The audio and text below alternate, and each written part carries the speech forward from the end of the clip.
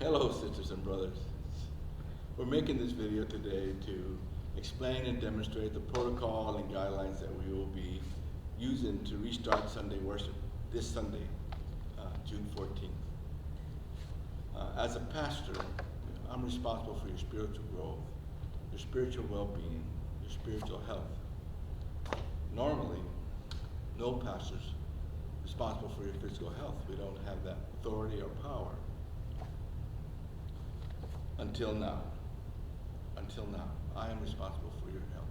When you're in this sanctuary, when you're in our church property, I am responsible for your health. Decisions and guidelines and protocols have been made so that we may reopen, restart Sunday morning worship in the sanctuary, so we can have the safest, healthiest worship possible. These decisions were not made in isolation. They were made by church members. Amy Quebeca, Joni Flores, our Administrative Council Chair, Jimmy Neely, and our lay leader, Erwin Jensen, formed a committee along with myself, and we reviewed procedures and guidelines on how to open a safe sanctuary again. To make these decisions, we used Church Mutual, who is our insurance company. We used the United Methodist Church and Bishop Robert Schnase. They're the ones that guided us through this decision making. After we came up with the guidelines, it was then passed to the Administrative Council.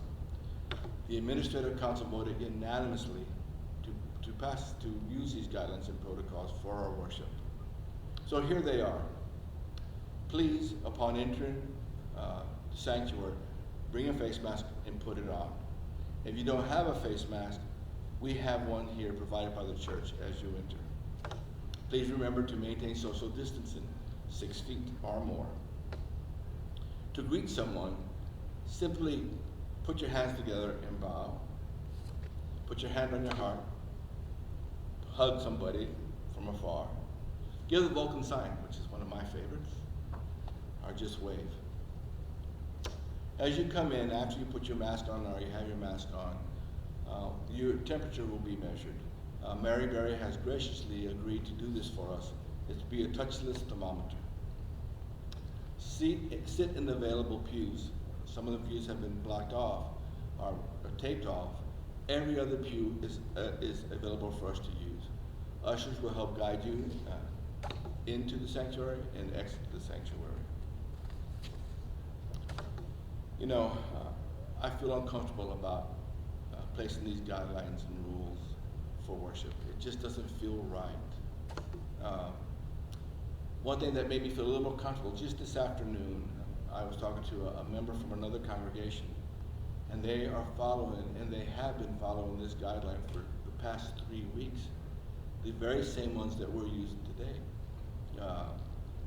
So that comforted me a little bit. And what she told me was that at first it was a little uneasy to do this, but as the Sundays came up upon them and they were using these safety protocols, it was kind of normal now. So it's something that other churches are using. As I speak right now, COVID-19 cases are increasing across the United States and across the state of Texas. Today, Thursday before we worship.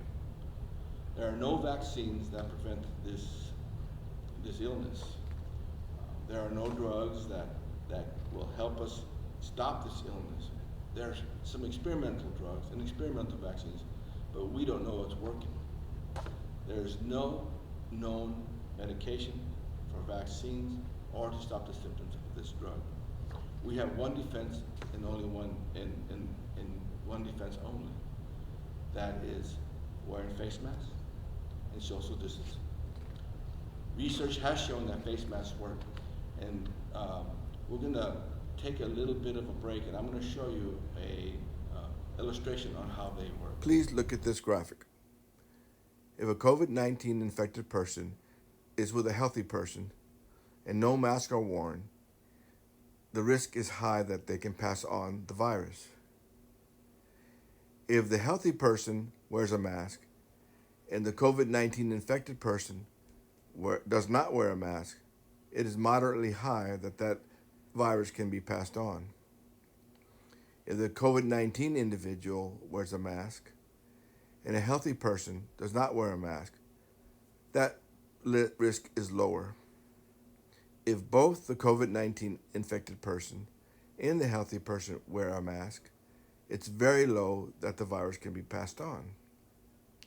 You have to remember, the problem is sometimes you can be a carrier of the virus and not show symptoms or not yet be sick. So it's important that you wear a mask when you're in public. And that's why we are asking you to wear a mask in the sanctuary. Remember, wearing a mask is an act of sacrificial love, as Christians are asked to do. So we ask you to be a little uncomfortable and wear a mask during the sanctuary worship. It's much like, and to me, less painful than the stuff we've had to do when there's been crisis in our country, taking off our shoes or our belts before we enter security to go on an airplane flight. We've given up a lot of things in our lifetimes. In the U.S. history, we've had to give up and ration gasoline. We've had to have curfews because we had to turn the lights off for safety reasons in our cities to protect us maybe from attack of the German or the Japanese during World War II. We have made sacrifices before, and this is one of them. This is sacrificial love. Remember that. So let's continue. We're going to take a tour of the building, and we'll show you what to expect when we resume our worship this Sunday.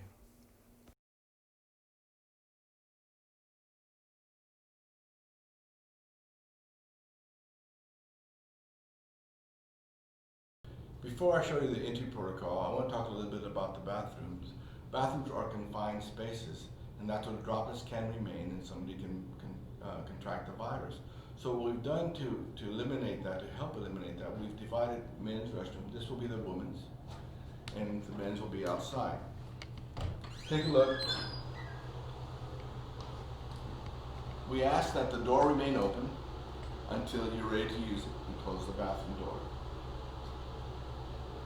Upon leaving, please leave the lights on and the vent on so that we can have ventilation and droplets can be removed from the area. The men's bathroom is going to be the one that's used outside. If you follow me, I'll show you. So we're out here by the men's restroom. This brick is down here so that the door can remain ajar. You're going to need to use the restroom. Just move the brick aside and close the door. But when you leave, put the brick back so that we can have ventilation into this area. As I said, this stuff makes me feel uncomfortable, talking about how we have to use the bathroom. But you know what? The administrative council and I care for you that much that we have to get this detailed to explain these issues. We're going to be as safe as we can. I'll say that 100 times. Just because this is what we need to do so we can work and meet and love and pray and worship in the sanctuary. So as you approach the sanctuary, you'll notice that these doors are open like they always are. The doors near the altar in the back will be also open so that we have ventilation and a draft that goes through the church. As you come in, please bring a mask and wear it. Jenny made this one for me, and I'll be wearing one similar to this during worship, except when I preach, so you'll understand me a little bit better. You'll come here. If you don't have a mask, we have some for you. Open your envelope, pull the mask out, put the mask on. These have been put here in the most sanitized way we can. Take a look at these pictures and you'll see how we did it. We also did the children's bulletin this way as well.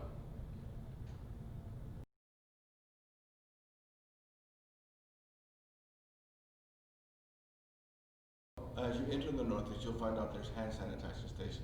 If you wish, before you put on your mask, you may clean your hands. But also as you approach the area where your temperature will be taken, you can also clean your hands. It's also for Mary to use. Mary Berry has graciously agreed to take our temperatures for us. We'll show you how that's done.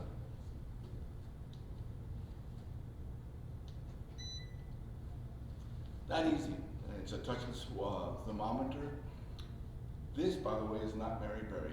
Just wanted you to know that. If your temperature shows a little bit higher, don't worry about it too much because if you're in the sun or perspiring, it shows a little bit higher than normal. It's nothing to worry about. So then you will continue on. And if after having your temperature taken, you want to sanitize your hands, we have another sanitation station here, over 6 feet apart, so that you can sanitize your hands. If you come over here, you'll see that we have our children's packets. They're each individually wrapped with the same sanitized method we did for preparing the face mask. The color packs in there are also individually wrapped. You may take those home with you. Don't leave them back here. There will be a sign here reminding you of what these are next Sunday. So come on into the sanctuary. So as you can see that these ribbons are here, showing that these are not the pews you should be sitting in. And I want you to know, it doesn't bother me that, as a congregation, members have a preferred place to sit in the sanctuary for Sunday morning worship. And usually Dee Dee and Betty sit back here. We've had to cordon this off, and I want you to know I feel bad about that. But this is the best way we can figure out how to have safe distancing. So come on, take a look. You'll see every other pew is available. We can sit plenty of people in this sanctuary and maintain safe distancing. Come on over here.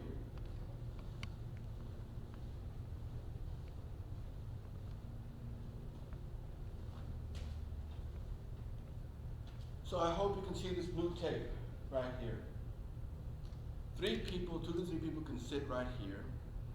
6 feet away from that is another 2 or 3 people can sit. That maintains our social distancing. If you are a family that lives together, cohabitates together, you can take the whole pew up. If you take the whole pew up and you need another pew, you cannot take this one. You have to take the next one. So I'm sure some of you are thinking that we're going to unnecessary extremes in preparing to return to worship. The bishop has offered us some words of advice on that. He has said this: I'd rather you open late and then look back and say, we could have opened earlier, but everybody was safe, instead of opening earlier and then have regrets that people got sick. So we've held on as long as we think we can, and we're starting worship on the 14th. The other thing he said, he wants us to exceed what other places are doing in opening up their places of business or other public places. He wants us to exceed those expectations. So we have attempted to do that. We want to be healthier, safer than anybody else. And that's why we've taken these extreme measures. Another note, if you're not ready to come to worship in the sanctuary, don't feel bad about not coming. Don't feel guilty. I support you, and I encourage you to do what you know is right to do. We're going to video the worship service again. We're going to hopefully have improved microphones. If you cannot hear very well during the service, please type in the message to us. Somebody's going to read that, and we probably can't do much because the equipment is limited. But if you just then wait to see the worship service on YouTube, through our editing devices, we have the capability of raising the volume, and you'll be able to hear a lot better. So prepare your hearts, your mind, and soul to worship next Sunday, either here in person or at home through video. Let's ask for God's blessing. Will you pray with me? Lord, be present here now. Be present here as we prepare to worship. Bless the leaders and council members that made the decision to open the church for worship this Sunday. Give us your wisdom, your love, your peace. Let us celebrate each other. Let us celebrate our Lord Jesus Christ. Amen. See you Sunday.